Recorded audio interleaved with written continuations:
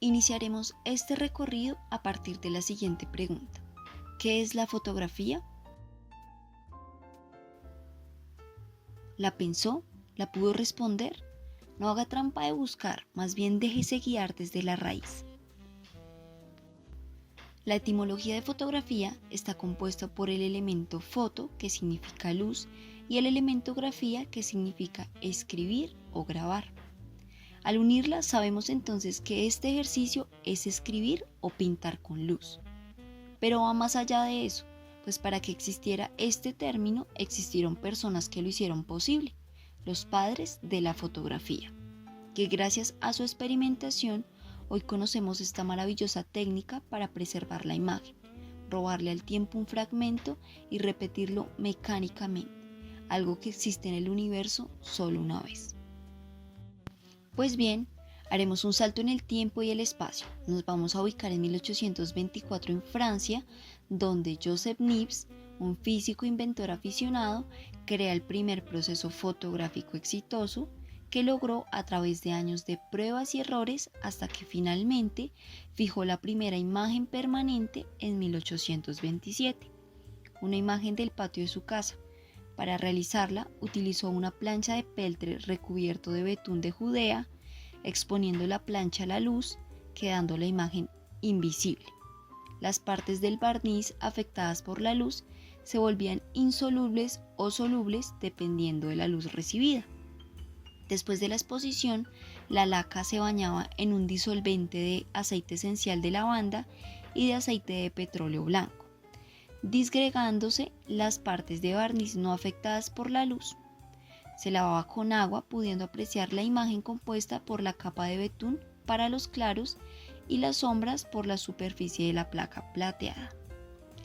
En ese mismo año, Niepce conoce a Louis Daguerre, un pintor decorador de teatro que compartía con él el interés de captar las imágenes de la cámara oscura. Para esto, Daguerre disponía polvos fosforescentes en el fondo de la cámara y la imagen proyectada sobre este polvo luego quedaba visible durante varias horas antes de que desapareciese poco a poco. Comienzan a intercambiar ideas por correo, crean una asociación, investigan, desarrollan y trabajan juntos hasta que Niepce fallece. Así que Daguerre continúa solo las investigaciones sobre la captura de imágenes e inventará el daguerrotipo, procedimiento fotográfico cuya práctica se volvía más fácil, dado que el tiempo de exposición no era mayor que de algunos minutos. En esta técnica utilizaba una placa de cobre plateado que se exponía al vapor de yodo para lograr que resulte fotosensible. Luego, con vapores de mercurio se generaban amalgamas de plata y mercurio que daban lugar a la imagen revelada. Pero de forma simultánea, en el Reino Unido estaba este sujeto llamado William Fox Talbot, un inventor, arqueólogo, botánico, filósofo, matemático y político británico que también estaba interesado en la fotografía, el cual anuncia el descubrimiento de un procedimiento para registrar imágenes a través de la luz, pues su procedimiento está basado en un papel fotosensibilizado con nitrato de plata y ácido gálico, que tras ser expuesto a la luz era posteriormente revelado con ambas sustancias químicas y fijado con hiposulfito sódico. Este procedimiento es el primero que genera una imagen en negativo que podía ser posteriormente positivada tantas veces como se deseara, a diferencia del daguerrotipo, que era un positivo directo único. Además, era mucho más económico y accesible usar como soporte el papel en lugar del metal. Es así como damos fin a esta reseña de un suceso histórico que marcará un antes y un después en nuestra vida y en el valor que le damos a la creación de las imágenes desde la fotografía. ¿Ha pensado cómo se forma la imagen dentro de una cámara? ¿No? ¿Ni idea? Para ello, déjese envolver por la oscuridad. Cierre los ojos y escuche esta historia que comienza a finales del siglo X gracias a Alhazen, un científico árabe quien realiza la primera cámara portátil para ver fenómenos celestes. Él aplicó el principio de la cámara oscura para explicar la formación de la imagen visual en el ojo. Existen otros testimonios anteriores basados en la observación de los fenómenos y efectos de la luz producidos por la cámara oscura desde el siglo V a.C. en algunos textos filosóficos chinos y en el siglo IV a.C. en una referencia de Aristóteles. Sin embargo, hasta Alhazen no se plantea su relación con la formación de la imagen óptica. Posteriormente, Leonardo da Vinci impulsó el desarrollo de la cámara oscura, utilizándola para profundizar en el funcionamiento de la visión y de la luz. Se puede concluir que Leonardo da Vinci fue el primero en añadir una lente al orificio por donde entra la luz, con el fin de obtener imágenes más nítidas. En el siglo XII, Robert Hooke construyó cámaras oscuras intentando reproducir la forma curva de la retina con pantallas cóncavas de proyección en el fondo de la cámara. La intención era demostrar el mecanismo de la visión humana. En este siglo, la cámara oscura también tuvo otros usos, como amenizar las fiestas de los príncipes y saciar la curiosidad de los cortesanos. El modelo que permaneció invariable hasta la invención de la fotografía en el siglo XIX estaba compuesto por un espejo inclinado que refleja la imagen sobre un papel colocado sobre un cristal en la parte superior de la cámara y una lente situada en el otro extremo del tubo que se desliza para enfocar a diferentes distancias.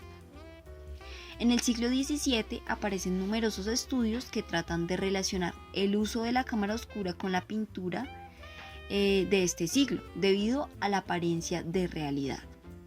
Aunque no existen testimonios contundentes acreditando la utilización sistemática de la cámara oscura por los grandes artistas, su uso por viajeros y dibujantes está perfectamente documentado a lo largo de los siglos XVIII y XIX hasta la aparición de la fotografía.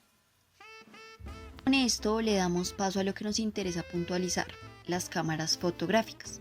La primera, llamada estenopédica, es una cámara fotográfica sin lente que consiste en una caja, un pequeño orificio por donde entra la luz, básicamente a esto se le llama el estenopo, y un material fotosensible.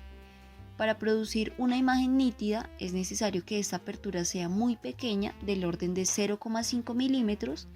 El obturador de la cámara normalmente consiste en un material que no permite el paso de luz con el que manualmente se tapa el orificio debido al tamaño de la apertura. El tiempo de exposición normalmente es mucho mayor al necesario con cámaras convencionales, puede ir desde 5 segundos hasta más de una hora. Con el paso del tiempo se dividen quienes hacen fotografía. Es importante mencionar esto, ya que hay quienes se llaman puristas que siguen el modelo de daguerrotipos, entonces optan por sus placas de metal, y los pictorialistas que optan por seguir el talbotipo con el papel fotosensible.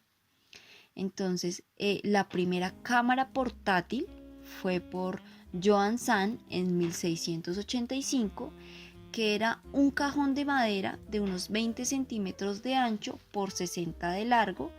En su interior disponía de una lente movible que permitía el enfoque y de una abertura regulable para controlar la luz que entraba. En 1888, George Eastman fue el fundador de la Eastman Kodak Company e inventor del rollo de película, que sustituyó a la placa de metal, con lo cual consiguió poner la fotografía a disposición de las masas para que así el alemán Oskar Barnack, un inventor y fotógrafo, construyera en 1913 la primera cámara fotográfica de 35 milímetros, posteriormente llamada UR Leica, llamada así también porque el borde a borde de la película fotográfica o rollo fotográfico hay 35 milímetros. Entonces, estas serían como las cámaras análogas que usan este papel fotosensible o placa de metal, también emulsionada, para la sensibilidad y la proyección de la imagen. Pero en el año 1973, Steven Sasson, un joven ingeniero de 23 años, empezó a trabajar con Eastman Kodak, la famosa compañía fotográfica basada en Rochester, Nueva York, Por aquel entonces alguien en Kodak decidió que dicho ingeniero novato podría intentar ver qué hacer con este nuevo invento que circulaba por ahí, los sensores CCD. Era un proyecto poco prioritario para Kodak, después de todo la fabricación de película fotográfica era lo más importante. Los sensores CCD de aquella simplemente convertían luz a electricidad. Esta señal eléctrica desaparecería rápidamente y Sasson quería buscar alguna forma para almacenarla. Entonces decidió que la mejor forma era digitalizar de forma rápida dicha señal eléctrica y almacenarla de forma temporal en un chip de memoria RAM. La única forma que tenía para almacenar las imágenes era un cassette digital. En dicha cinta se podía llegar a almacenar casi 30 imágenes de 0.01 megapíxeles, que Sasson pensó que estaba bien, dado que era algo entre los típicos carretes fotográficos de 24 a 36 fotos, y así fue como nació la fotografía digital, la cámara digital.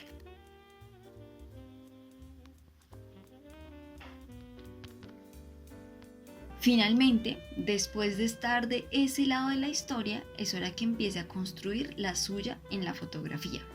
Para ello, le mostraré esta triada, un triángulo de exposición que lo componen 3 elementos esenciales que permiten hacer una fotografía, que son la apertura del diafragma, la velocidad de obturación y el ISO o ASA.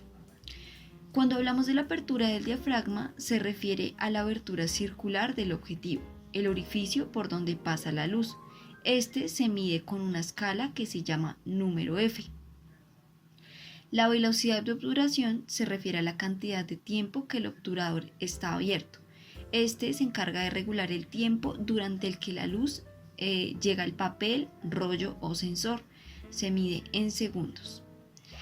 Y en el ISO para digital y ASA para análogo se refiere a la sensibilidad. Indica al papel, el rollo o sensor qué cantidad de luz debe absorber.